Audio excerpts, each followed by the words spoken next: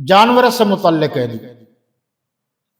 یہ آپ کے علم میں اچھی طرح ہے، میں نے پہلے بھی بتایا تھا غالباً کہ بہت سارے لوگ جب موقع آتا ہے باتیں بناتے ہیں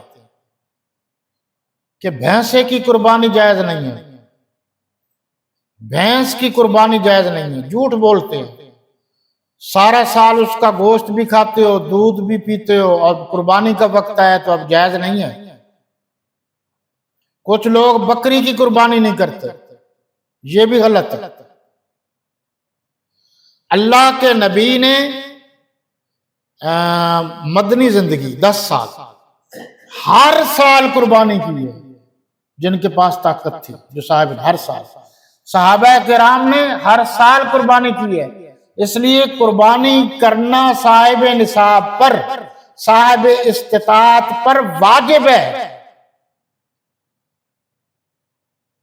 اور حلال جانور جو متعین ہے، بکرا بکری، بھینسا بھینس، گائے اونٹ، اور یہ دمبا بھیڑ وغیرہ، ان کے علاوہ اگر کوئی کہے کہ جی کوئی بات نہیں قربانی کرنی ہے مرغی کی صحیح، تو یہ مذاق اڑانے والی بات ہے۔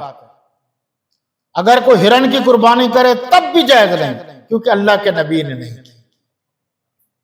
ہم نے اپنے نبی کے طریقے پر چلنا ہے، یہ یاد رکھنا۔ نبی کے طریقے پر چلنے والے کو اہل سنت کہتے ہیں۔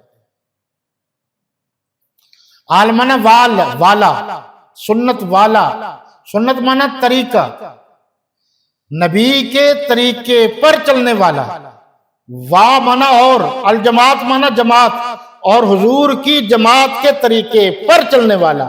سنتی و سنت الخلفاء الراشدین المہدیین، جو میرے طریقے پر اور خلفاء راشدین کے طریقے پر چلے گا وہ کامیاب ہوگا۔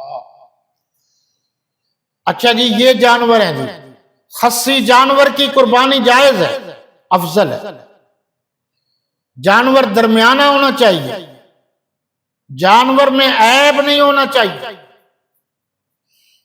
قسطوں پر بھی قربانی جائز ہے۔ کیسے؟